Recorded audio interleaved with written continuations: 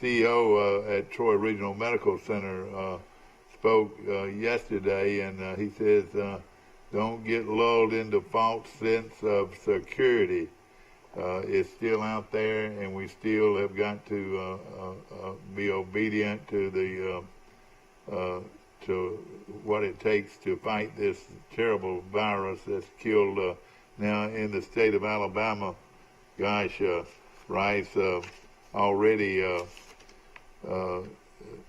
close to 1,000 people have died, and I've got those figures here this morning, and now I don't have them. I'll pick them up in a minute. But what is it that you hear this morning? Well, my brother Bobby, my younger brother, is the publisher of the Tuscaloosa News. I talked to him last night, and they're breaking the story today, I think, about 20 cases, confirmed cases of COVID-19 among the crew that is doing the Bryant-Denny Stadium renovation. Huge project they've been working on for months. According to Bobby, 20 of those workers have now tested positive, which that is a huge little outbreak in one little cluster of people, and it also presents the possibility that they might have to suspend work on the stadium. You know, they're racing the clock to have that stadium ready by September 12th for Alabama's first home game. They were on schedule, and maybe they won't stop construction. I don't know yet, but anyway, that was the news that Bobby told me last night. Yeah. Of course, we've got a call in this morning from to Johnny Williams, who is the executive director of the Camellia Bowl in Montgomery, and also the new bowl in North Carolina that will hopefully get their start. But and then, you know, the things he says, make sense, and we're going to look at that today. We've got calls into him. Max Howell will be calling in also this morning on our show, and Mike Amos from Grayton Beach, Florida. So we're going to have a lot of different opinions, and again, most of this is opinions, except for this that I'm going to read out to you right now. This is the way the numbers look worldwide right now. About over 5 million people, cases are out there, 5 million cases with 325,000 deaths worldwide. In the United States, there has been 1.57 million cases, and right now with 548 new cases, that might be a pretty good total. That's down, and also the deaths are down 135 new deaths to report in the United States. But overall, the United States has 93,558 deaths to report, so that's nationwide. In Alabama, in Alabama, after 12,700 cases yesterday, it was up 325. But the number of deaths in the state of Alabama is 508. 508 deaths reported as of yesterday afternoon at closing time. 508 deaths to report. Pike County seems to get bigger and bigger. They went from 108 to 116 cases. 116 cases. Hope I wear this wood out on this desk here.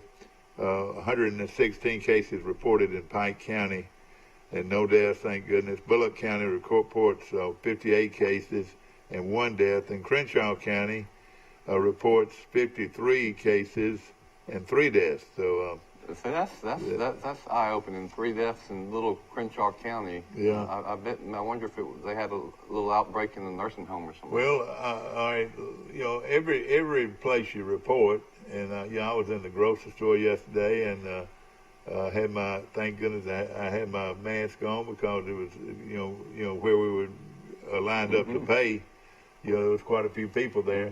You've got to just be a lot of common sense. If you go to public places, And that's I go to the post office sometimes as many as twice a day. That is a public place that you need to wear gloves and a mask. Good morning. How you doing? Hey, morning. Where you calling from, sir? Grayton Beach, Florida. Grayton Beach, Florida. Is it pretty with the sun? Did it come up beautiful this morning? No, it's actually kind of overcast. Supposed to rain most of the day down here is what they're saying. Hadn't started yet, though. Yeah. We had rain last night. Did you know that, Rice? No. Yeah, you were sleeping through it, Rice. Rice, you need a haircut, and we're going to bring Raymond up here this morning at Raymond Style Shop, and it's going to give you a haircut on there. Is that all right? I could make everybody watching this right now faint if I took off my hat and showed my hair. Raymond's cutting hair outside of his house. Somebody told me he did it in his front yard, and there's been 5 car wrecks wanting to know who's getting the hair cut. Somebody told me he's cutting hair, and then somebody else told me that he's cutting hair. Do you know exactly? Jane Corley would say hair. Yeah. Cutting hair outside, though. Huh? That's a great idea to cut hair outside. I've never thought of that. Exactly.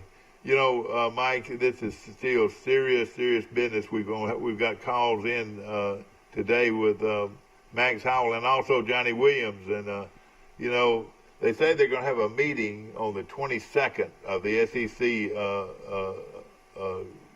days from now. ADs and all that, and they're going to have hopefully make a few decisions or there. But somebody told me that everybody's in agreement to have football except for the Tennessee Volunteers. Have you heard that? No. I have not heard that. I think you got that wrong. That's another. Wait a minute, I got that wrong. I get a lot of things wrong. That's Vanderbilt. Are you sure it's Vanderbilt? All right, okay. Somebody told me there was just one SEC team right now that's not far starting right away. You know, it didn't say that they didn't want it at all, but wanted to wait. If Vanderbilt doesn't play this season, is that really going to hurt anybody's feelings? Well, see, they're worried right now about losing to Mercer in their first game. You know, Vanderbilt opened up with Mercer. Here's a call coming in, Mike. We're going to hold on you and bring you right back. Our calls are going. Yes. Good morning. How you doing? Hey, Mike and Bill, and Mike from Florida. This is Forrest. I read the article that Bill wrote on Griff McCrary, and that's a sensational article and a great family, and all the best to Colin and Connie and to Griff. That's a unique story, and that's a courageous young man and a great family, and I hope them the best, and it's just a super article that Bill wrote, and I just wanted to congratulate him and on that article. Thank you, Forrest, for those nice words.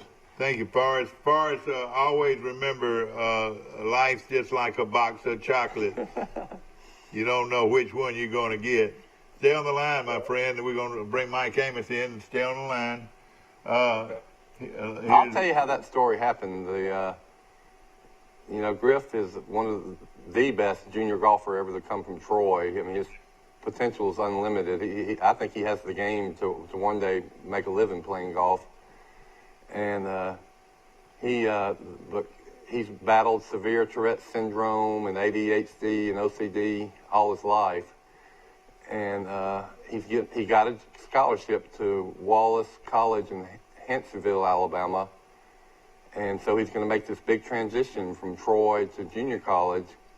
Okay, we got both of them, excuse me. And I think his parents thought that if people knew his story, that would help educate them. And so people would, when they're around Griff and see his symptoms, they won't freak out really, and they won't run from him, and they'll be willing to engage with him. So that was why they wanted his story told. And the more people that read it, the better.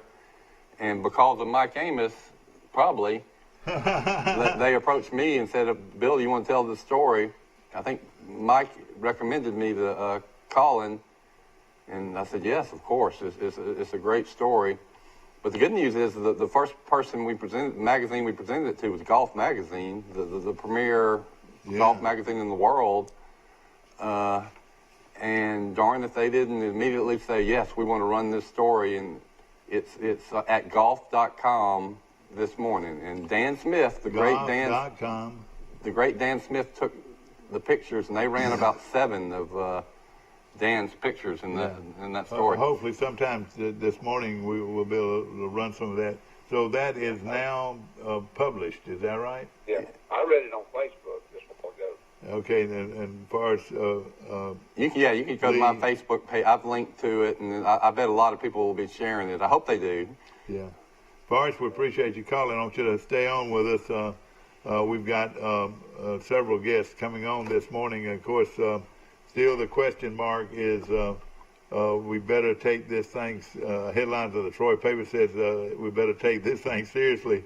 I want to quote Rick Smith, the CEO at Troy Regional Medical Center, who said that the community begins to open up again for business and activities. Individuals need to remain cautious. Cases continue to rise in our state and in our community, and we must stay on alert and be mindful of our surroundings. As of, we'll say that again, as of 5 p.m. Tuesday, the Alabama Department of Public Health has confirmed 110 cases of COVID-19 in Pike County with no reported deaths. Statewide, has confirmed more than 12,375 cases statewide, with 504 deaths, and 1,453 people have been hospitalized. The State Health Department does not provide data any further than that. Smith warned that while people begin to move in and out of buildings and businesses, cleaning and disinfecting public areas is critical. COVID-19 is transmitted by a virus through respiratory droplets, and that can be you talking, and I see it all the time. You know, people spraying everybody with their voice, and of course, contact surfaces are there for hours and even days. He said, buying the right products and cleaning regularly is very important. The virus can easily be killed. And this is the CEO of Troy Regional Medical Center, Rick Smith, as we quote, it can easily be killed, which greatly reduces the risk of transmission.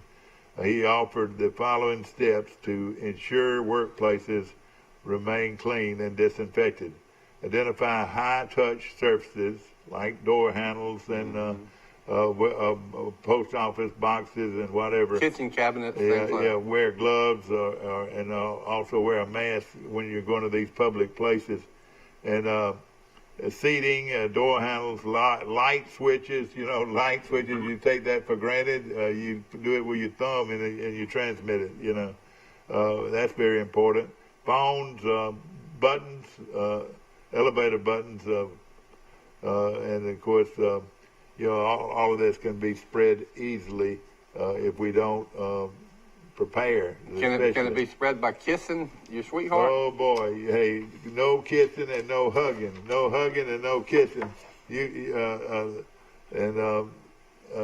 That's something we take for granted, don't we? Well, if you're kissing somebody, when's the last hopefully time you hugged your wife or kissed your wife? And of course, want to mention again that this is information coming from the CEO of Troy Regional Medical Center, and they've got a hotline, and it should be on our. It is right there, 670. What is that? 0052. No, that's our number. We need our hotline number up, and it'll come up in a minute. And if you have any questions concerning the virus, I called the hotline. I got a COVID test at the 1st of May, and so you went through the hotline. Is that what you did? Yeah. And and told them my symptoms, and they said, yeah, they kind of match up. And next day I went to Troy Regional Medical Center. I went inside, and they said, no, go outside, and then you go to a little door by the emergency room, and then they come out to your car and give you the test. Will they do that now? Yeah, I'm sure they would. Giving you a test? Yeah. I think When testing. it happened, I was actually seeing Mom and Dad for the first time in about 6 weeks with my girls and my wife down at the beach, and I was like, "Oh no, I'm gonna get the coronavirus from Bill Rice." That's right. That's right. We were concerned for a while. After about 2 days, I was convinced I didn't have it because the symptoms. I actually felt much sicker on January 25th when I had all the symptoms. And I'm still not sure. I had the antibody test, too, that, is supposed to show if you have antibodies and had it, and that tested negative. Well, I tell you what, one of the great signs that we're opening back up is Sisters. Is it Sisters? How do you pronounce it? Sisters or Sisters?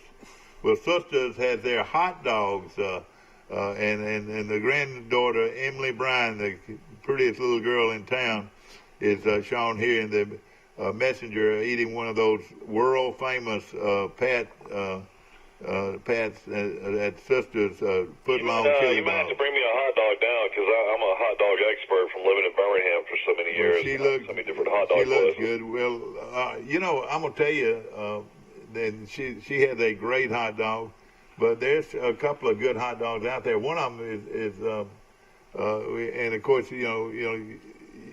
certain people like chili dogs and kraut. I like kraut and whatever, but it's wonderful to see a good hot dog out there, and of course Hardee's has always had a good hot dog, and a lot of people don't order it, but it is a good hot dog. And She's not going to want you to compare her hot dog to no, Hardee's. I'm not, but I'm just saying that's the only other place that we've been able to get a hot dog until.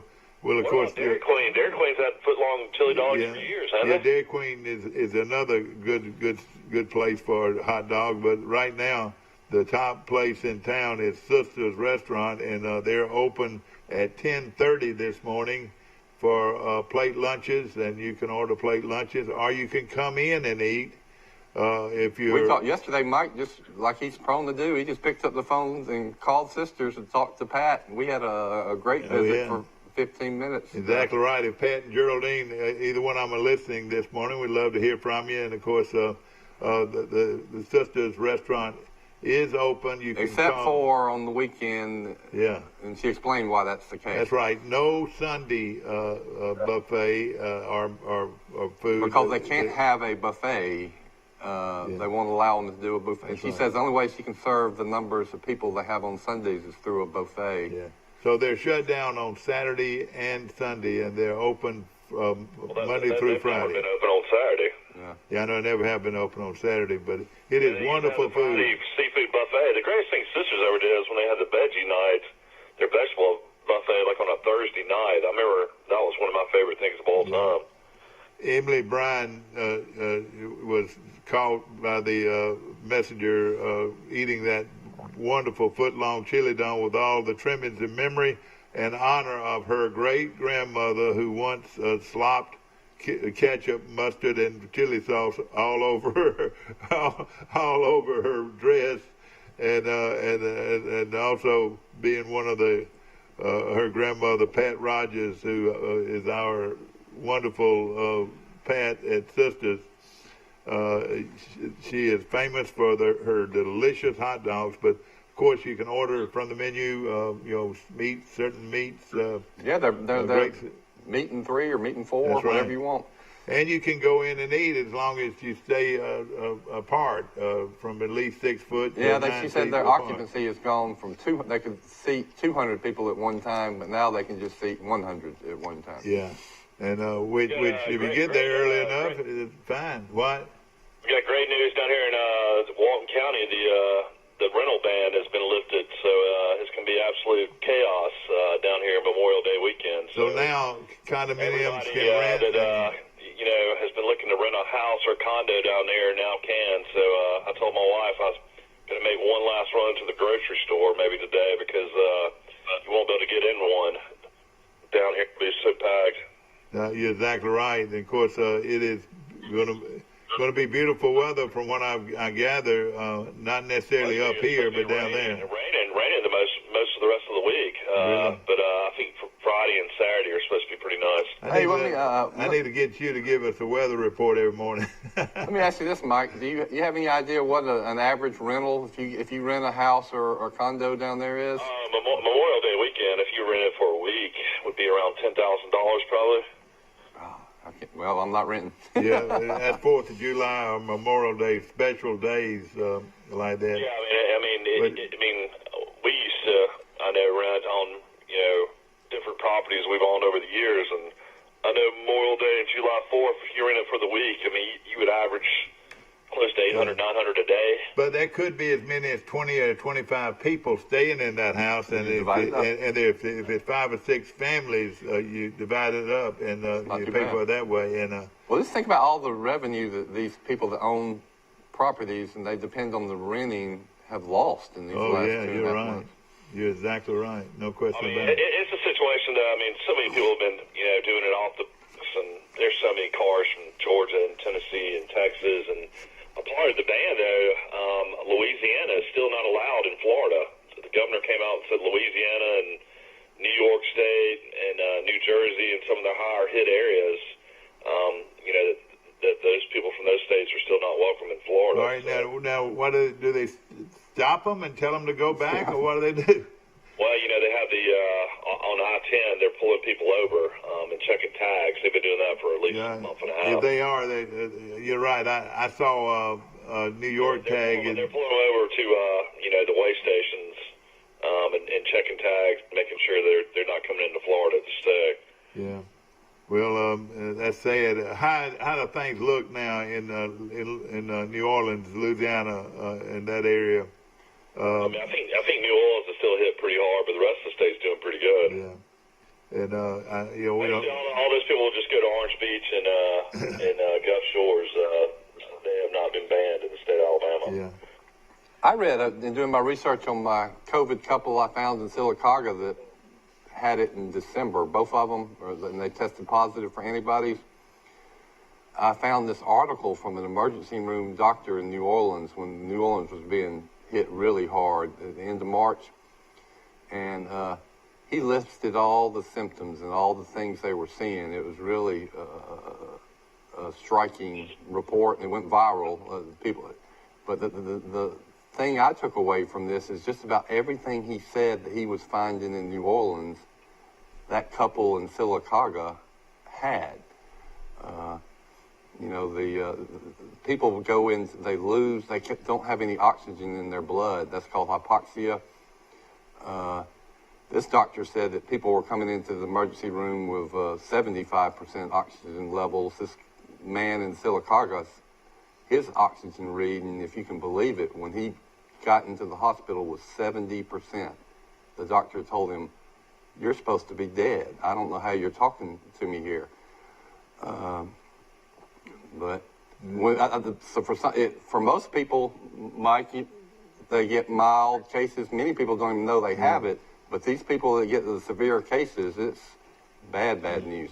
Of course, I want to mention our good friends at Premier Dodge Chrysler Jeep. You reckon they're dealing? Somebody asked me the other day how much advertising do these guys do? This is Premier. This is Premier, and they go. He advertises in our local papers quite frequently, and of course, there's a big ad here today. Let me tell you this: they're practically giving away cars and trucks at Premier. In fact, you're not going to beat a Premier deal anywhere or any time. So you drop in and take a look at these Dodge, Chrysler, Jeeps, and Ram trucks today at Premier Dodge, Chrysler, Jeep on the bypass right here in Troy. And they've got a giant Memorial Day savings sale going on right now. And let me just say this. You're not going to find a better deal anywhere than at Premier Dodge Chrysler Jeep. And they've got prices starting as low as $2,800 or $1,800 all the way till they're brand new trucks. Makes me feel good about my truck and looking at the values these trucks for sale, and it makes me feel good that I made a real good decision when I bought that Ram truck from these great people at Premier Dodge Chrysler Jeep. Of course, a lot going on. We've got something to mention. Memorial Day, of course, is this weekend, and the Pike County Cattlemen's Memorial Day blowout steer and heifer show. Everybody's going to be wanting to go to that. We'll bring kids from 4 states to the Cattlemen's Park on Saturday. So right now we have 90 kids coming, about 140 animals, and they're coming to our county. And we will have more check-ins from 7 to 9 on Saturday, and it's going to be a big to-do. It's the Pike County Cattlemen's Memorial Day blowout. Boy, if the cattlemen do something, they're going to do it right. That's right, and of course. How are they going to go about doing that? At this time, you can have 50% capacity at an event like this? It doesn't really say what they've got, but they've got people coming, and that's all it says. Is that right now. Have you bought hamburger meat lately? Now, how much? We were talking about that off there. What is it? It's high. Well, a pack last night was going to be about $9 for a regular pack of hamburgers. Oh man! About a pound, about $9. And that's hamburger, isn't it? Hamburgers. I told everybody how to make that good we soup. make our hamburgers with a lettuce wedge. We do a lettuce wedge instead of a bun now. Oh, really? You can't afford meat? You can't afford meat? No, I can't afford a bun. He's on the low carb, yeah. That's what Big news for UAB Blazer football fans, and of course UAB supports my sister Camille. She's been working there for years. I took 4 classes at UAB, so I guess You're alumnus. You're alumnus. Some kind of affiliation with them. But UAB adds LSU in 2022 at LSU, and then the next year UAB fans get to go to Athens, Georgia. UAB will be at Georgia in 2023. So big news for UAB football to be playing LSU in Georgia. Guess what? We play Army in 32 and 33. LSU, I guess, didn't want to schedule Troy again, so they scheduled UAB. Yeah, that's right. I tell you, UAB will not be a slouch either. They'll be very competitive.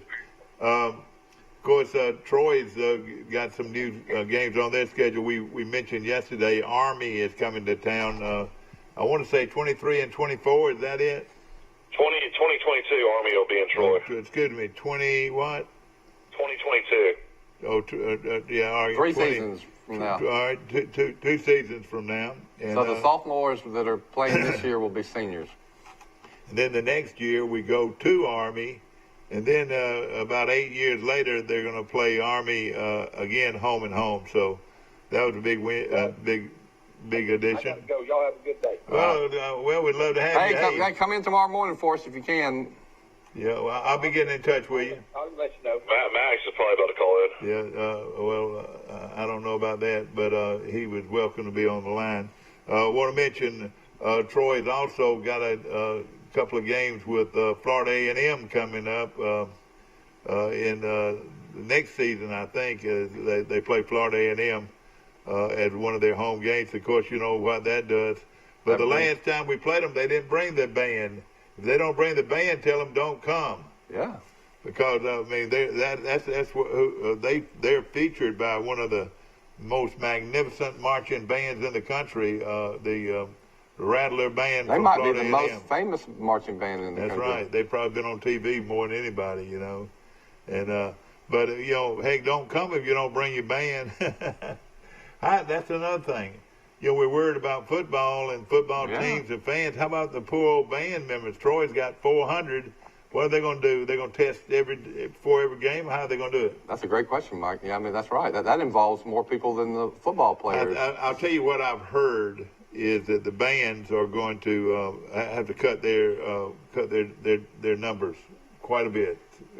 It'll be almost like not Pep band. Yeah, like a pep band. It's I think that's going to hurt Troy too.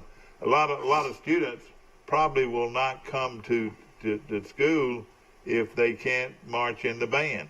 You know. Yes, I don't like that. I don't agree with that. We don't know all of that for a fact yet, but that's what we hear is that the bands would probably have to cut them, have pep bands instead of the 350 and 400 numbers that they have in their marching band. Well, then high school bands, what do they do? Yeah, that's right. What is Enterprise's wonderful high school band going to do? Boy, if that's not the best high school band in the country. Have you seen an Enterprise High School? Well, I know they've always had a great tradition for bands. They march about 250, maybe that much. And, of course, Charles Henderson, the last count, had about 80 people in their band, and hopefully it's going to grow.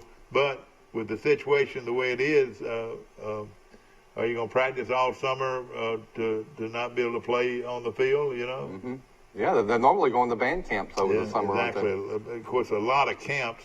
Think of the city of Troy and how much revenue we have lost. All right, let's just write a few things down. First of all these band camps. Yep. We'll throw in the big Troy University Appreciation Day parade. Yep. About 15,000 people there. Football games, let's say 20 to 30,000 at every game, and that's 6 home games. That's a bunch of revenue. But buying Coca-Colas, buying hot dogs, graduation, Troy University graduation hotels. All right, graduation ceremonies. They pack Trojan Arena with usually 6,000 at each graduation. Of course, that's going to hit us pretty hard. The Hall of Fame banquet has been moved to July. Hopefully, we can get it in. Oh, I hope so. Max is in the Hall of Fame. Yeah, that's right. But there's so many things, plays and athletic events. How about all the home basketball games? Troy's going to be really good in basketball, and they're going to have around, I would say, close to between 10 and 15 home games to go to, and that brings a lot of people to town and a lot of revenue. Cheerleading camps, band camps, football camps. ACT test. I mean, you can just go over and over. Dance recitals. Tremendous growth there. Clogging. A lot of clogging. Concerts. Concert. And right now, your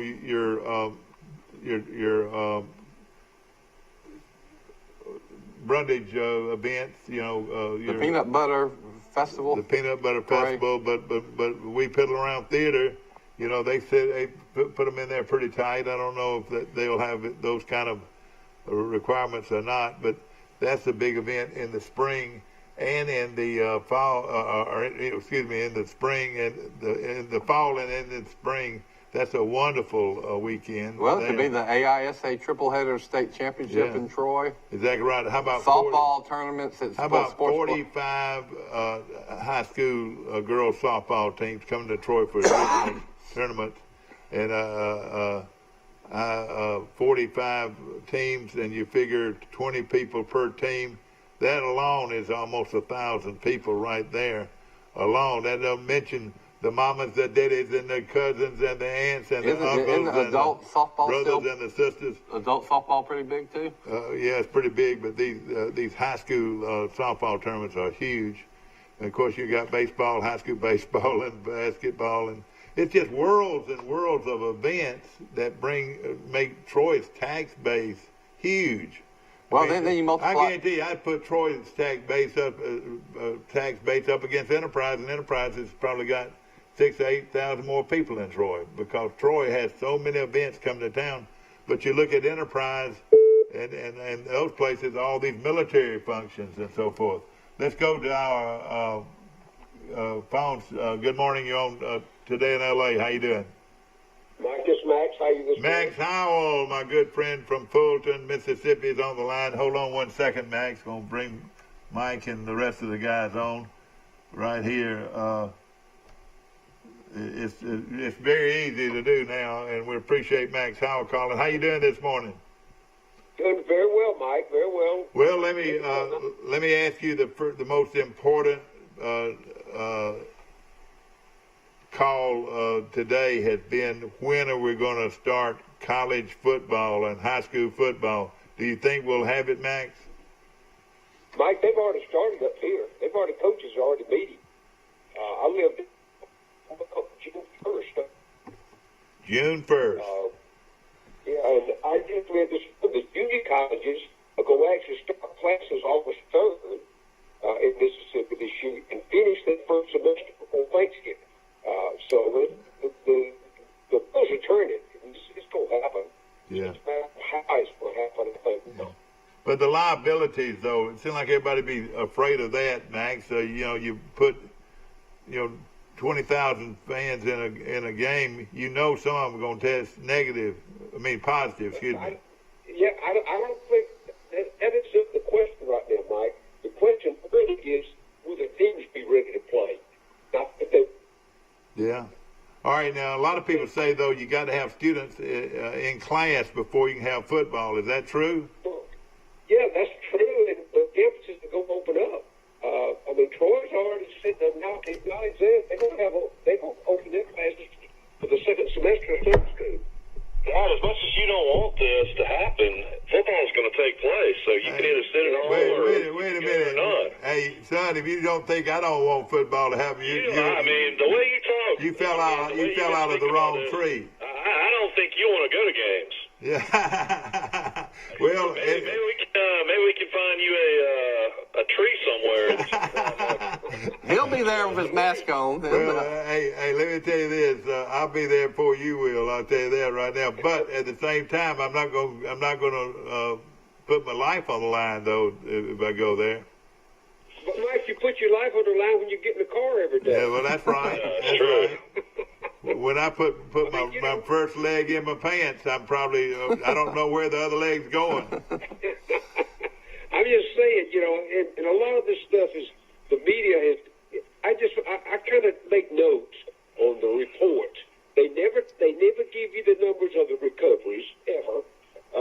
They always go on our news up here. Always go to the counties that have had the most cases.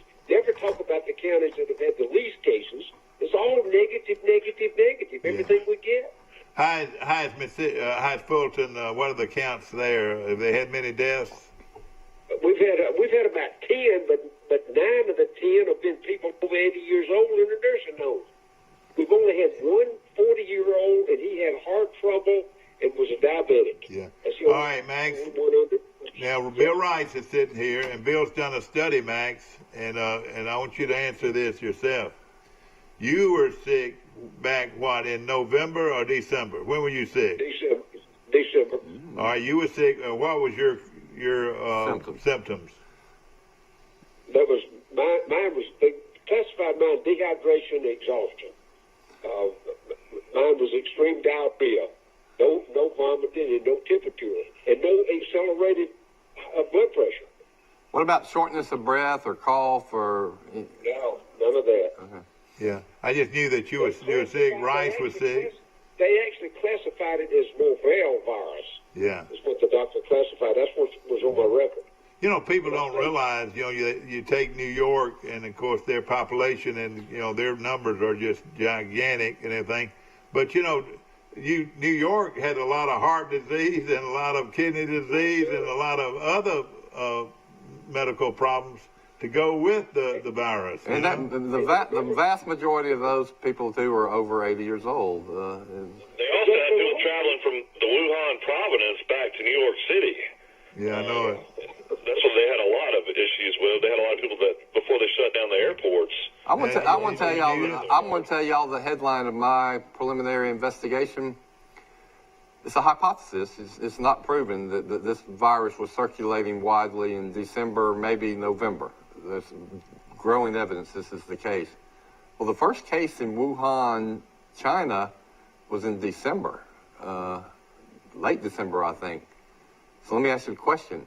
If the first case in Wuhan, China is in December, mid-December, late December, how are people in the United States of America in November getting the virus? Well, let me tell you, but Phil, that was just what was released. That's already been proven that they hid those numbers for months. Oh, yeah. I mean, the government shut all that down, and that lab, by the way, still shut down. Nobody can get in there right now to look at the records. And I'd be interested to see who funded that, if you don't know the truth. Yeah. I would bet it's not all the Chinese government. Yeah. I mean, they can't even shut down the wet markets. I mean, you can still go buy bats and dogs and cats and raccoons and all kinds of stuff on the streets of China. Well, I know it does. And that's to eat. Yeah, isn't that something? Let's get off that subject. We can't right now. You know how bad it is. I mean, it's like almost like medieval times. I mean, their practices are just, crazy. Exactly right. We've got Max, of course, I know you've been busy with a lot of other things that are going on in your life, but of course, I'm sure your speaking engagements are starting to increase. Did you ask for unemployment when this happened because it messed up all your football calls? Well, I still do radio shows, Mike. I've come off the road traveling because, the whole societal thing that we've dealt with is just it's been at a standstill. I mean, you guys in particular, Michael, you sitting down at the beach, just until they opened up the beach, there was not much activity anyway. Not any. It was unbelievable. And so now, but we're starting to see some of that. I want to tell you this. I drove to Tupelo, Mississippi Monday morning this week. I was downtown. Tupelo's 50,000 people. I drove downtown at 10 o'clock on Monday morning. I could have taken a gun and shot 6 blocks down the road and not even hit a car. There was nobody down there. So that's just an example of how now the restaurants are starting to open back up, with some restrictions, 30 to 50% occupancy at any one time. They got all kind of regulations. I personally, Mike, goes back to your opinion and what Michael has said about the mindset of people wanting to be in a crowd. I think that's going to be the biggest obstacle right now for us to get back into some kind of normalcy. Is that how many people want to get out in a crowd and risk that that chance of catching the virus? And, one great news that coming out of Mississippi, Max, is the casinos are opening this weekend. Memorial Day weekend, all your casinos are opening back up. You talking about a can of worms? Whoa, man! How many nationalities and how many different breeds of human beings will be going in and out of those casinos? A lot. People that have lost all their money and they want to get it back in a hurry. Exactly right. They're going to put 500 on 22 on the roulette table. And when they get back, they're going to give the virus to their mama and their daddy and to their aunts and their uncles, and we're going to start all over. That's their choice, Mike. I bet you this. A face mask will be required by everybody in that place. I think it will be. And they're going to use. And if they don't have it on, tell them to get the hell out of there because they're going to infect. They're going to give somebody the virus. But see, what about the people who've already been tested and tested negative? Yeah. Are they required to wear the mask? I don't know. Maybe they should be a different colored mask. We're going to come out with a patch everybody wears that says negative or positive. Yeah. You're joking about that, I think, but that is being talked about. No, it makes all the sense in the world. You're right. Oh, it's scary. As a civil libertarian, when the government wants to put a chip in you or a patch. Bill Gates, that's Bill Gates' chip concept. That scares me, Michael. It's Bill Gates, of course, he gives away a lot, but he also makes a lot of money. He's probably got several things going, I'm sure. He's got Anthony Fauci in his pocket. That's what we're worried about. Oh, does he? Okay. That little guy, is that right? Well, let me ask you this. Now, old Trump, he might have really blown it here when he started taking that pill. and now everybody says, oh, he knows something we don't know. He's getting this special medicine that he gets to take every day to stay away from the virus. And we don't know anything about it. And he knows all about it, this world cure and all that. Don't you think he opened his mouth too soon on that? Who knows, Mike, at that level? Who knows? I've gotten to the point where I don't hardly believe anything I read or hear coming out of the news report. Yeah, I know. You're right. I mean, it's so, because so many things have been proven not true in the last 2 years anyway. So, the new capital of the United States. There are two of them. One of them is CNN, and the other one is Fox Television. There are two capitals, Fox and CNN. I'll tell you what they do. It's just amazing how even your families just split up. One of them goes to Fox. I don't want to watch Fox, and the other one's gone to CNN. I don't want to watch CNN, whatever. Yeah, the country's split. It's polarized. It's split. But it's all about controlling the narrative. And you're seeing things, Max, that are advertised. When I looked to see before long, they're advertising jockey straps or something. A lot of people say, "What's that? What's that?" That jockey strap at one time was the most important piece of equipment a football player could wear. Isn't that right? And you're absolutely right, Mike. I mean, but I think our whole society, guys, are going to change in some degrees after this. All the way from employees working out of their home, not going back. 40% of the smaller businesses will never open the doors again because of the economics. I think this whole thing is going to redirect, and I think the political scene is going to have some serious looks. I read this morning, y'all, that the state of Pennsylvania projects that they are going to lose 40% of their 40% of their revenue, the state tax revenue coming in. Oh yeah, guys, look, the government cannot afford to run the check and put the checks out they've already done and not raise taxes. That's an impossibility. Well, all they did was turn the printers on, and the value of the dollar went down again. Yeah. They just wait and see. All of our taxes will go up over the next 3 to 5 years. The day of hamburger meat being 99 cents a pound is gone. Man, hey, the hamburger joints across the nation. Get your hamburgers for $10 a piece. Get your hamburgers here for $10 a piece.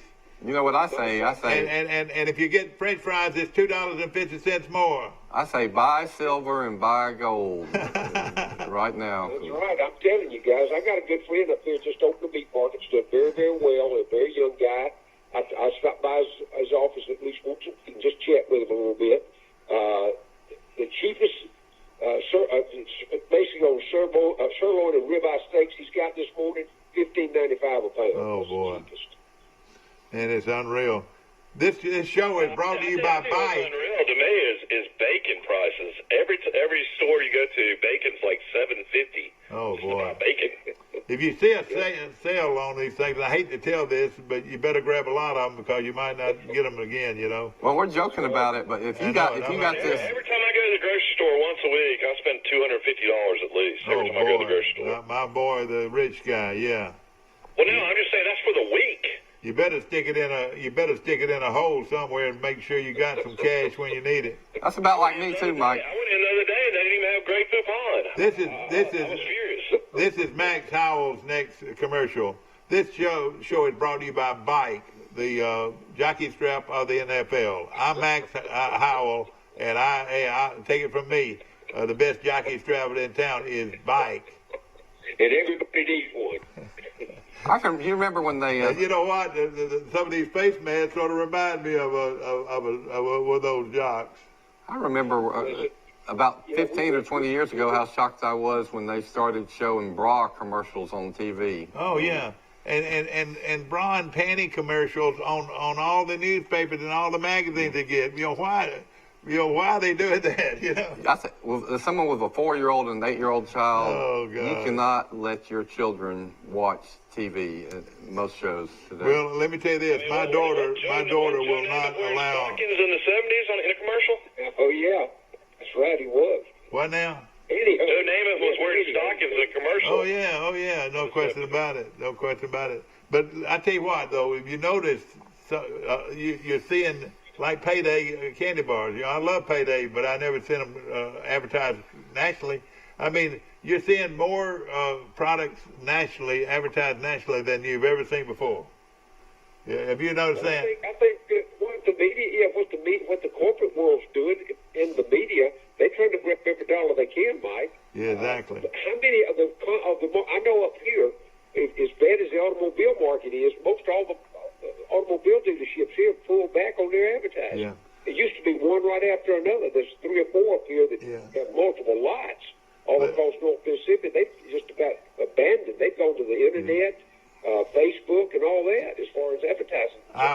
went downtown yesterday to get me a haircut, and hey, the doors were locked, and it says call for an appointment, and hey, and you must wear a mask, or we will provide one for you. So. But all I wanted was a haircut. You know, all Marcel wanted was an orange drink and a moon pie. They wouldn't give it to him. How are they going to cut your hair with a mask on? I don't know, but Marcel, all he wanted was a orange drink and a moon pie, Mike. And when they didn't give him, he went and got his saw and said, wham, bam, bam, bam, bam, bam, wham, bam, bam, bam, bam, wham, bam, bam, bam, and they gave Marcel the beer joint. You remember that? Max, Oh, yeah. he came from where you, old Jerry came from your part of the country, didn't he? Yazoo City, Mississippi. Yazoo City, Mississippi. I played defensive tackle at Mississippi State. Yeah.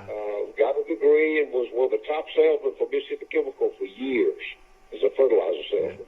I've got something very valuable. I got a picture. I've got a tape. He didn't start his comedy career till later in life. I didn't know that. Well, let me tell you, you know, he and Coach Bryant were big friends, and I've got a tape on them doing a show for the domino tournament in Andalusia, and I got a hold of it, and it's really something to see. Of course, you know who's from Wiggins, Mississippi. Y'all know who's from Wiggins, Mississippi? One of the Reese brothers? No. Who now? Pee Wee Reese? No, not Pee Wee Reese. But his old partner, though, came from there. Dizzy Dean. Dizzy Dean came from Wiggins. And what did they make in Wiggins, Max, that a lot of people used for many years? Charcoal. Charcoal. Dizzy Dean charcoal.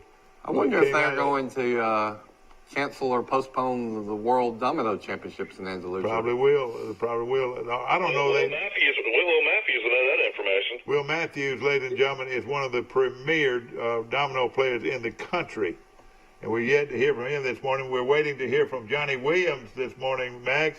And I said, Max, you and Johnny are friends. He said, I love Max Howell. And Johnny, of course, is concerned about what they're going to do as much as anybody because he's the executive director of 2 bowl games. Yeah. One the Camellia Bowl in Montgomery, and the other one is the what do they call it, Mike? Myrtle Beach Bowl. Yeah, it's a new bowl for the Sun Belt Conference. Sun Belt Conference has actually changed their logo. Looks a little bit better. Well, does that mean they'll have to cut up our playing field and put it down? Yeah, they will have to put the new logo on the field. Oh boy. Ladies and gentlemen, we're basketball, Dad. Coach Cross has added another player to the best signing class in Troy basketball history. He's gone all the way to Farmington, Minnesota, and has signed a 6'5" power forward named Miles Mendez. This kid was an all-state selection in Minnesota, and also all defensive team as well, selection for the state of Minnesota. So adding a 6'5" power forward, I think that's 7 signees. So you're basically going to be watching a brand new basketball team next year at Troy University. Are these high school kids or junior college kids?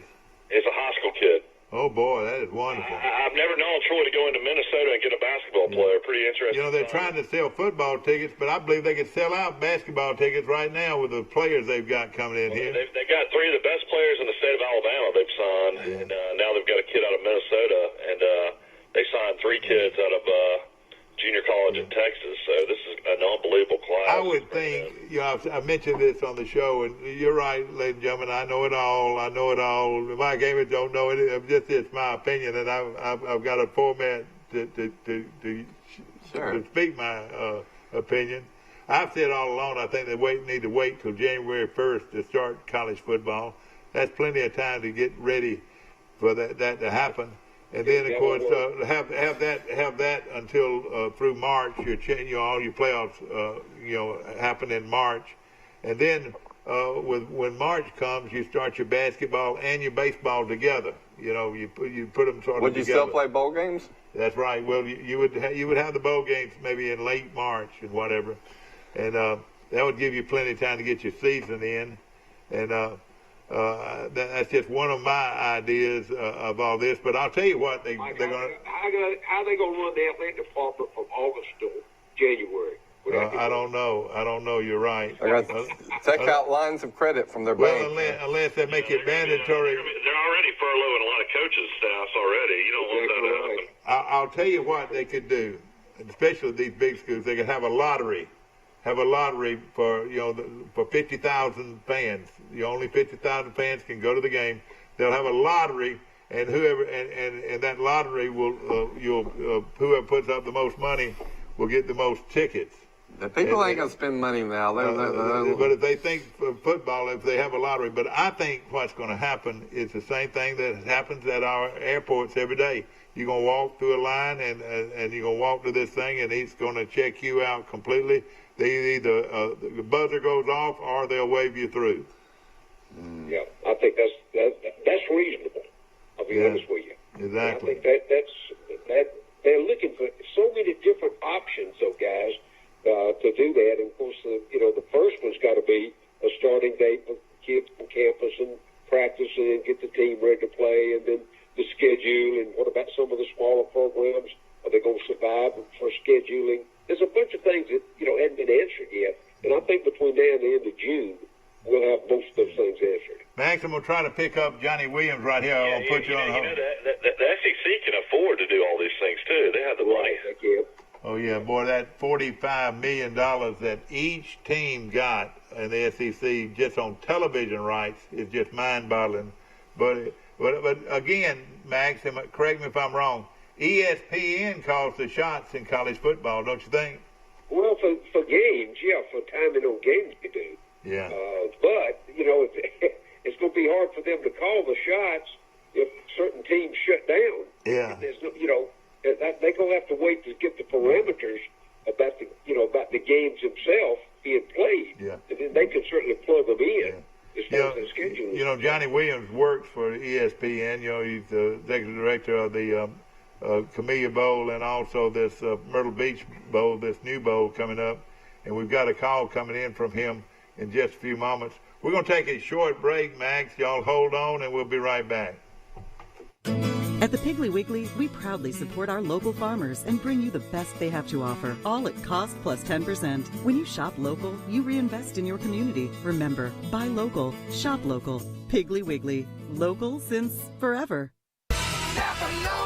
Trojan Auto Parts of Troy, home of Napa Know-How. Stop by and see owners Mike and Melissa Kilcrease and their Napa Know-How team with over 100 years of combined experience. We're the only locally owned parts store in Pike County, and we're fully stocked and ready to serve you.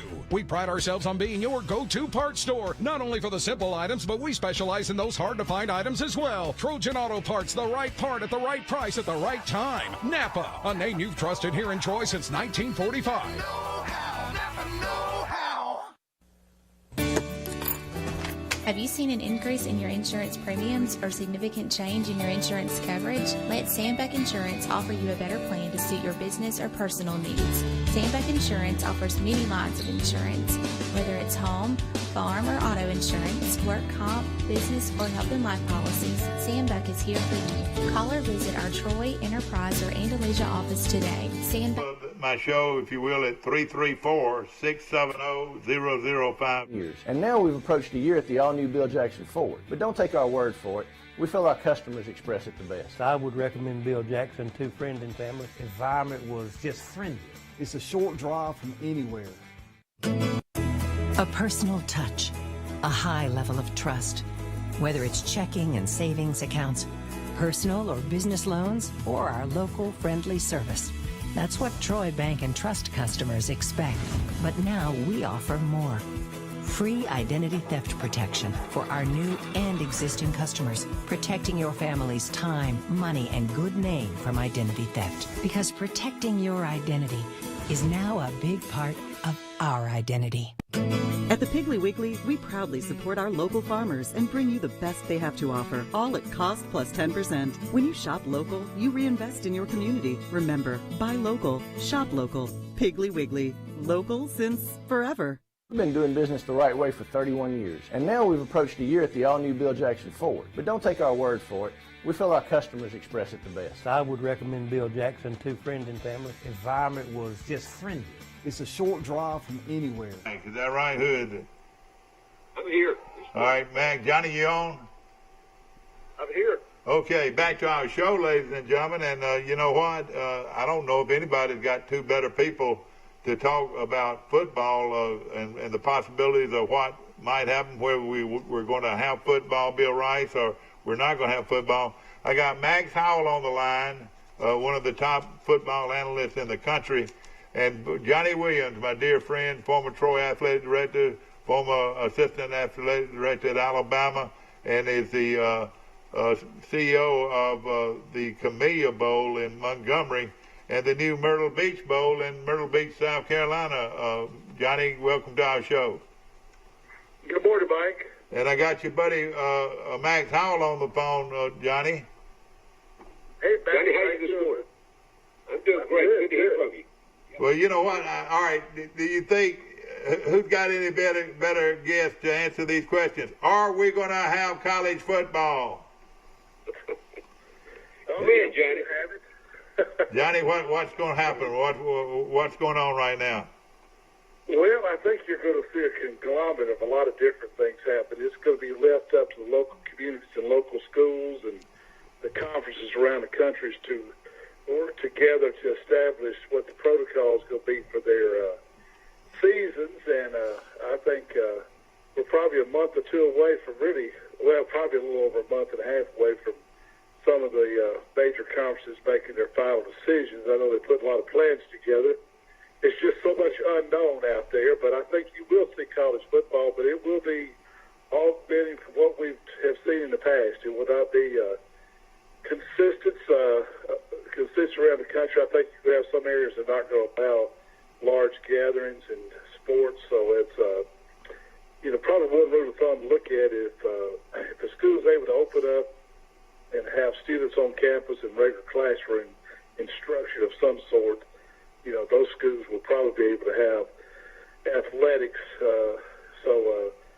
Let's just keep our fingers crossed. It's an unknown area we're traveling in, and it's really upsetting when you start to think about it, like I have for the last haven't been involved in all my life. Yeah, you got to sell ads. This is your main fundraising part of your business.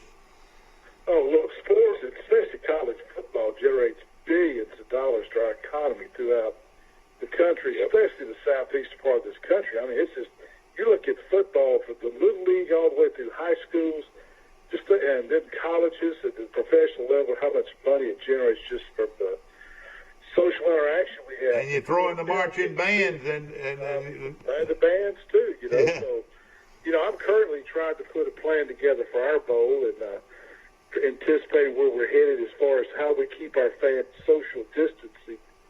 In other words, 6 feet apart from your group or from you during the game, getting you in the game, getting you out of the game. How many? And I think what you're going to see is the stadium capacities that will really shrink to make that happen. Most stadiums are probably, you're looking at 25, maybe 30% capacity at most. So, a school like Troy, you're looking at 5,000 or 6,000 fans potentially. A school like the University of Alabama, you may be looking at 25,000 or 30,000 people. Now, that's just paper. You put it on a chalkboard and try to examine it. There's still a lot of critical issues around that seating people and spread them out like every 3 rows or skipping, 6 feet between people in the same row and that type of stuff and plotting that out and selling those tickets. But the thing I'm struggling with is getting people in and out of the game. We're probably going to have to see what you're seeing now at a lot of the convenience stores where they have lines on the sidewalk, keeping people social distance as you enter the stadium. Well, it'll take a lot longer to get people in, and then after the game's over with, we're probably going to have to release sections at a time. Everybody just can't get up and walk out at one time and flood through a portal. So there's a lot of things at play here as we move, and everybody's going to have patience and bear with us as this gets started. All of our All right, Johnny, how are they going to sell the tickets, by priority, or will they do a lottery? Or I would think they would double or maybe even triple the cost of a ticket. No, I don't think you're going to see your ticket prices change this first year. I think it'll stay the same. They probably, if schools have priority point systems, they may use that. You got sponsorships involved. You got visiting teams. You got player parents. There's certain group students. You'd have to allot so many per student. So I think some schools are looking at how much percentage-wise these people absorb. Faculty, staff, former athletes, to students, to general public sales, and just figure out some kind of way it works. And it may be a rolling where you get some games and you don't get the other games to kind of spread it out. So you think they might cut the number of games maybe from to 10 or even to 8?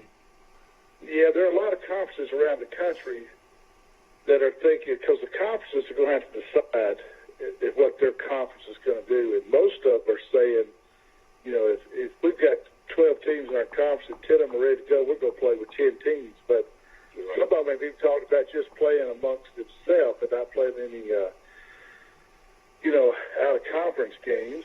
And then you got some, it's still this, nobody really knows the answer to that yet, Mike. I think that's still going to evolve probably around the 1st of July or so as we get close to the season. And it is a fluid situation. I don't think nobody's locked in concrete that August 29th or September the 5th is going to be the first day. It could slide back to October. Now, here's one thing that does concern me personally as I look at it and knowing all the factors. The reason we're doing all these things is try to help people's health and also try to stop litigation from people suing you over not properly managing a situation. Lawyers are involved here at every level. That's the scary thing about this. That's why you're seeing currently both states and the federal government taking up the issue. Are we going to pass a law that makes it illegal to sue about catching coronavirus? Because you can catch it anywhere, from the gas station to church to, meeting somebody on the street. So it'd be hard to ever go back and pinpoint exactly where you received it from, but I bet you the mask would be mandatory, wouldn't you think, for everybody to wear a mask?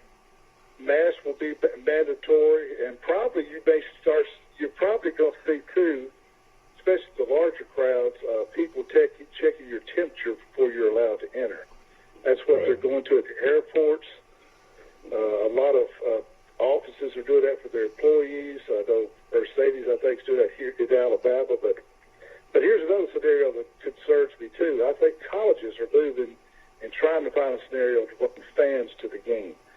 Professional sports and basically baseball is allowed to start with no fans in the stadium. NBA starts back this summer with no fans. And then NFL, which right now, most of them are trying to find a way to have fans. If we start having the professional sports having no fans, it's going to be hard for colleges to justify why we're letting fans come in and they're not. And that's not a good sign. So I don't know. There's just so many unknown things. Boy, that's the best summary of all the issues I've heard. Thank you, Johnny.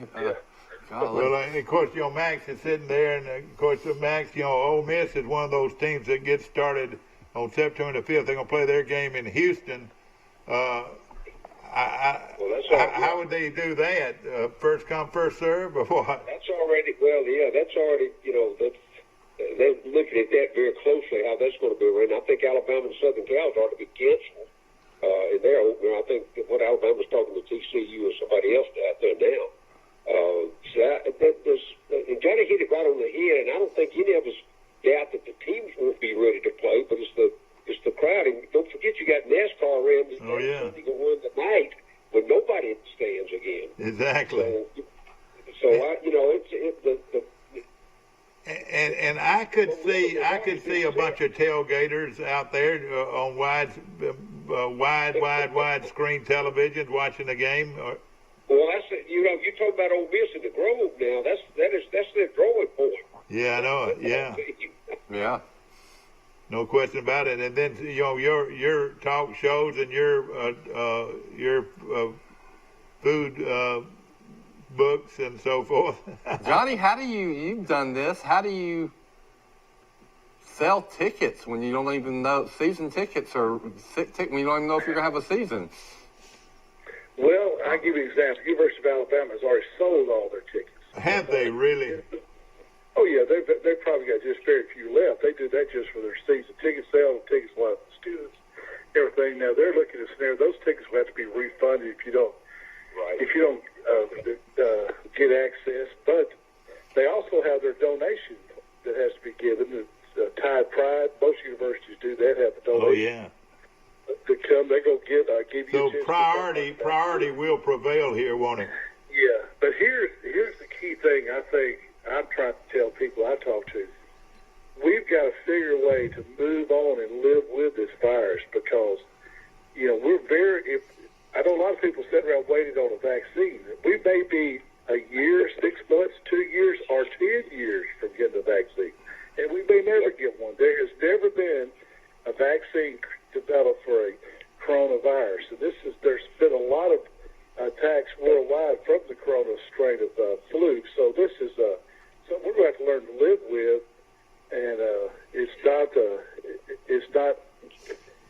a pleasant thought, but it is what I think as we face these obstacles, we can't just sit back. We've got to attack it and be positive and go ahead and get a plan in action. Johnny, we never got a vaccine for the regular flu or a bad cold. That's right. You're exactly right. Years. Look, we have a vaccine for the flu that's developed every year. There's still between 40 and 80 million people that die a year from the flu because people refuse to go get the vaccine. Well, and then the vaccine doesn't work every year. It doesn't.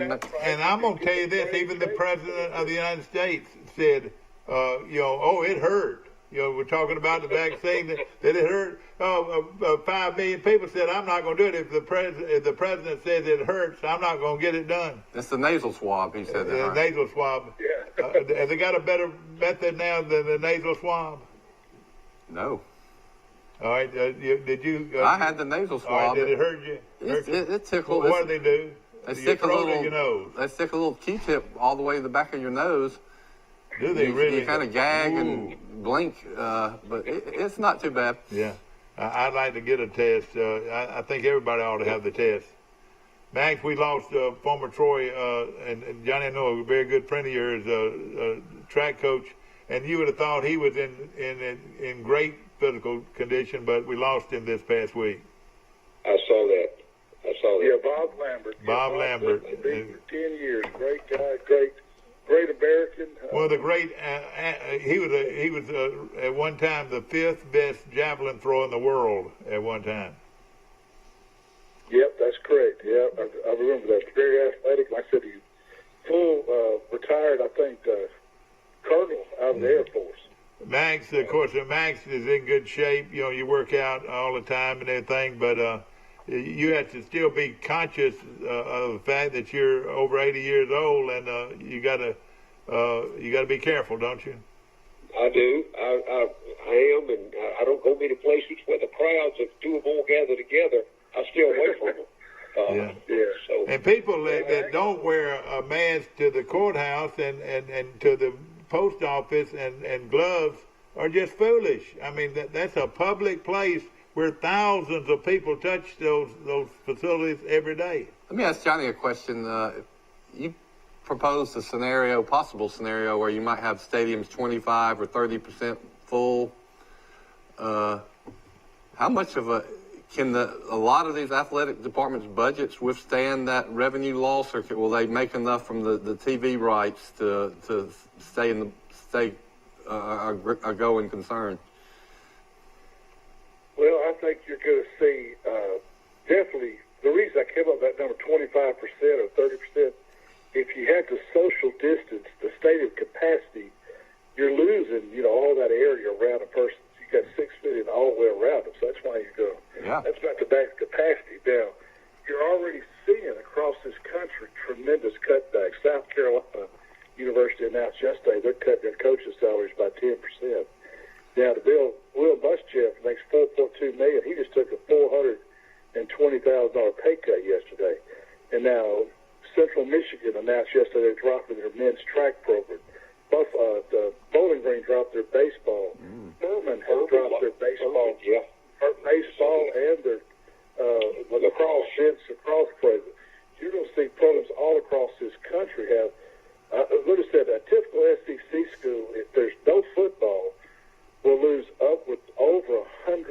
million in athletics. Not revenue not coming in. That affects any company, okay? So you're going to see a total change in college athletics over the next couple of years, and we may not ever see it come back. I mean, it's really sad to see what's happening. Part of the issue is most budgets at colleges, they appropriate a budget and they spend every dime. Whether it was $50 million, if it's $100 million, it's $155 million. They spend it. They spend it on salaries. They spend it on expanding programs, adding more programs. They spend it on facilities. Just look at the facility explosion we've seen in the last 10 or 15 years just in the southeastern part of the United States with new stadiums. Look at Troy. All you got to do is look at Troy. Well, it's the locker room to every game you wear a different uniform. Those things cost money. That's right. You're gonna see people pull back and go back to the old days. We might see instead of flying from Tuscaloosa to Atlanta for the championship game, we may have to fly to bus. Johnny. Max, you'll appreciate this. When I was in Alabama, we used to fly to Ole Miss, which is what we fly to Memphis. We flew to Memphis. Spend the night. We'd have to drive about an hour back to Oxford, and then after the game, we'd drive home. And I asked the question, I said, why in the world are we flying? Well, we promised all our recruits we're going to fly there. But a lot of them scared to death to fly, though, you know? That plane cost $80,000. Oh, boy. That's the difference. Everybody want to know the difference in big-time college football and Troy. That's a big difference right there. Johnny, my brother is a... And I tell you what, the people are going to have to now take a hard look at living within your means. Your means are changing right in front of us. I think it's affected us as individuals. It's definitely going to affect businesses and athletic and universities overall. You're seeing currently the greatest threat to higher education since World War II going on as we speak. And universities overall are going to have a hard time surviving, Mike. There are a lot of universities, I predict the next couple of years, will not be able to stay afloat. Troy University was on a boom. They were growing like very few campuses in the country, and now it's come to a halt, it looks like. And I don't know what could happen to our international program at Troy. Do y'all know that? Well, we don't allow any out-of-country people to come in currently, I think. So there's a lot of issues still to be answered. But I know most universities went that because those students bring a lot of money with them. They sure do. Universities make those kids I think in some schools it's $40,000 they have to have in a local bank to be able to enroll. That's right. So there's a lot of wealth that comes with that. But there has been we've got a pandemic going on, and people that's how it got here, by people flying from one part of the world to the other. Johnny, resurgence is something we're going to face. Johnny, my brother's an investment banker, does bond deals, so I know a little about this, but you talk about the facility expansions we've had in the last decades. Don't all these athletic departments and the colleges proper, they have tremendous debt service, don't they? So they've got to pay those bond payments. The bonding that they've done of money, just look there in Troy, just right around Troy, and see all the things been built in the last 10 years. Those aren't free. I mean, that new student center, I think, was $60 or $70 million, and stadium expansion, dorms, and every school's got those issues. That's why it's so important for enrollment to stay up. That's why they raise tuition every year a little bit. Well, one thing that's positive about Troy is that they're very good at distance learning. You know, when it comes to distance learning, Troy's one of the leaders out there, and hopefully that could be the force. You know, we talk about marching bands. Troy takes great pride in their 300, 400, or the 400-piece marching band. The day of seeing a whole marching band in a stadium might be gone. Is that right? Yeah, I think. Well, I don't know how you see them. You got to keep them 6 feet apart. I think you're going to see a lot of schools go to pet bands. Not only that, just think traveling. You're putting 400 people on 15 buses and driving 6 or 8 hours. Yeah, that's right. That doesn't make sense to me, though, that you say, well, they can't sit 6 feet from each other at the football game.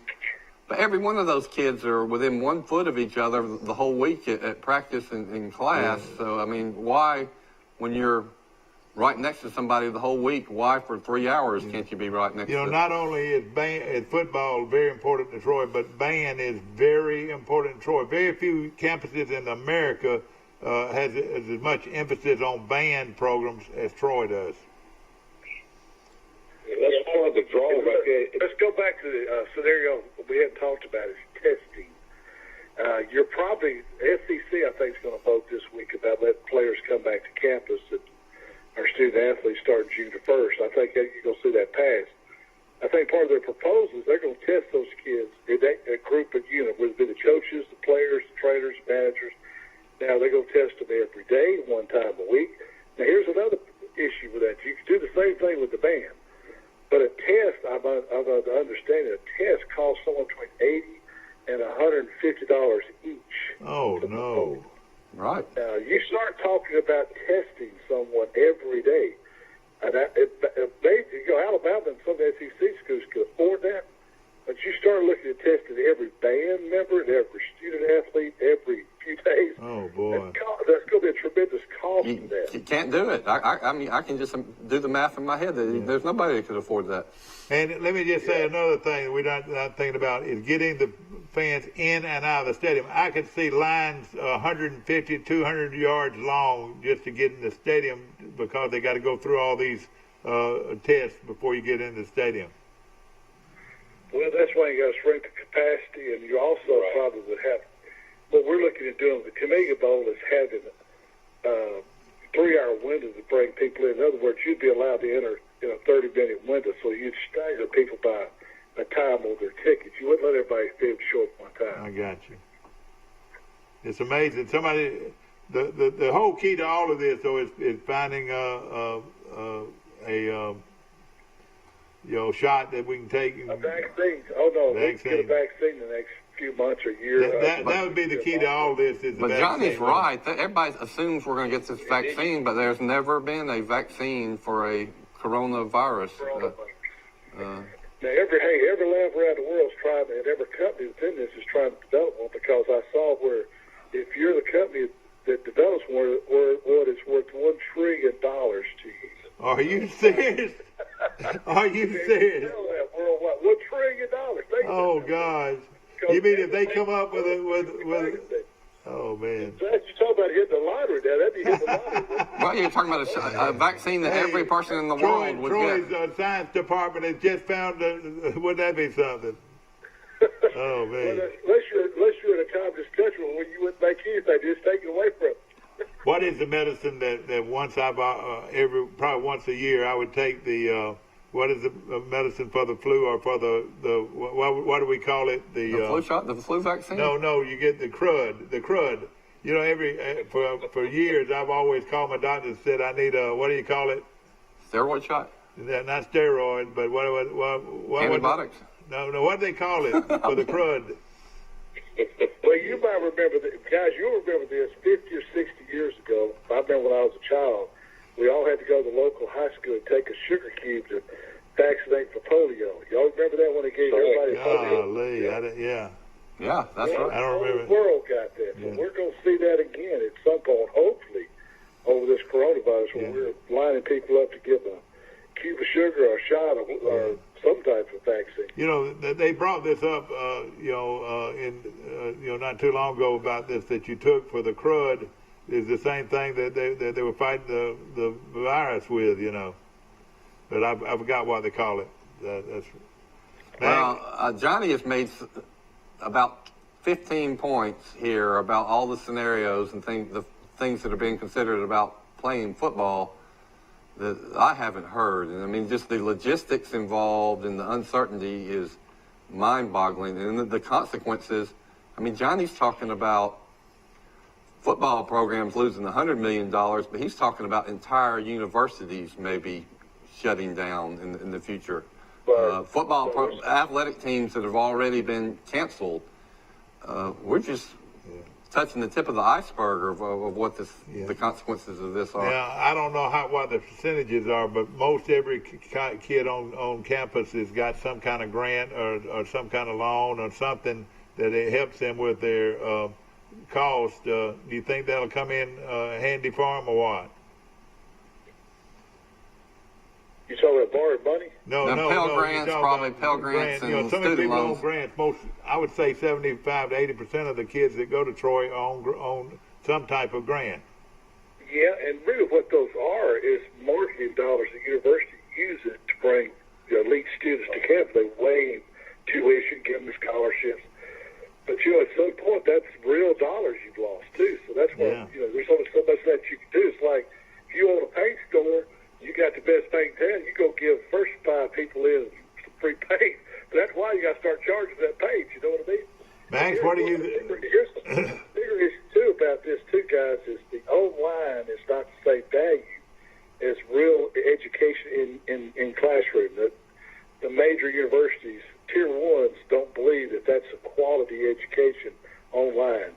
Tier 2 and 3, so can you still charge the same amount of money? That's the big issue with people. And they're really expecting enrollment to be down nationwide for kids going to college because of the financial implications if somebody's lost much money and just being scared to go. And our community is going to really hurt because a lot of our tax base, of course, is because of the university here, and it's going to really hurt us, I'm afraid. As I'm going to tell you, I'm in Mississippi, and certainly they've already released the potential drop in enrollment both at Ole Miss and Mississippi State is somewhere around 15%. But the offsetting factor is I'm in a town in Fulton where Etowah Community College is, and Northeast is just 15 minutes north of me. That enrollment's already projected being up 30%. So what we're seeing is kids going closer, maybe staying in school, so coming out of the four-year institutions, and those they can pick up classes because a lot of the junior colleges here, or community colleges, have gone to skill teaching because of so many automobile plants that have moved this part of the country. So there is a balance there, but it has not a lot to do with where we as far as the major college athletics is concerned.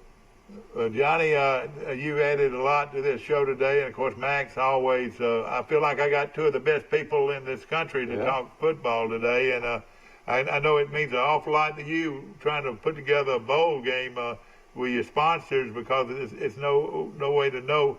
But these talks this week now, the 22nd, where the SEC meets, will gain a lot from that. Well, first, 2 things. One, Max, I want to congratulate you going into the Troy Hall of Fame. I hate we missed it. I know it. April. We're going to come up in July. I look forward to seeing you down there, man. I'm pretty Thank you. I will too, Johnny. Thank you. Thank you so much. Troy. Yeah, but what you're seeing the next few weeks, Mike, most all conferences would have been normally having their spring meetings where all the major legislations for the conferences are usually taking place. And Sun Belt, I think this weekend is having they're all doing them online. So the SEC, though, I've heard, has been actually having conference calls every day with their AD. Right. Week or so with their presidents. I mean, this is serious as it gets on these colleges. And I don't know, not only we talk so much about colleges, these same issues are present at Pike County and Charles Henderson and the schools. The local schools have got the same issues and as far as safety that the major universities have. So it's really, and we've got the same thing in our workplace. It transcends all of our livelihoods. So we've all got to stick together and stay positive. And, we've been through some bad times in years past. We're just going to have to come through it again. Guys. Well, we're giving trillions for everything else. Why don't we give trillions for our local universities? They are. Are they getting money to operate? Yep. They've been these huge bailout monies, just money printing, as Max pointed out. But the colleges are getting some of it. Hopefully so. But Johnny, it's been a pleasure, and of course Max as always. And Johnny, I hope we can refer to you again. That was very interesting, and we appreciate you very much. Well, thank you guys. You have a great day. Have a great Memorial Day. Johnny, I look forward to seeing you in July. You too, Max. All right, Max Howell, thank you so much. Max, before we go off, what's for dinner? Oh, man, let me tell you what, we cut that group back now. What we're trying to do, I did this past weekend, we did do, my guys are big fishermen this time of year. And they've been out on the river and caught some big crappie. And, I told you 100 times, in South Alabama, when I was raised up, the crappie you caught were about pan size like brim. Yeah. Up here, they throw them back if they're not too They call them slabs, don't they? They call them slabs. They call them slabs, exactly right. And we throw them on the grill. We did that. We cooked Sunday afternoon this past week. We had both brim and crappie. Had about 10, 11 guys show up. They just came in off the river and fished. We just, our traditional, they're going to have baked beans and coleslaw and garlic bread. And then, of course, well, Max, it sounds great. Sounds great, this my dear weekend, friend. We got to go. We got to go. But thank you so much for calling us. Look forward to talking to you next week. Okay. Thank you very much, ladies and gentlemen. I hope that you enjoyed our show. Again, these are opinions, not always necessarily the opinion of Troy Cable by any means, but it's everybody's opinions on this show, and hopefully you enjoy the content of our programming. And of course, at the same time, we wish everybody a wonderful Memorial Day weekend coming up, and hopefully we'll have a show tomorrow right here on Today in LA. Have a great day. Bill Rice, thank you so much.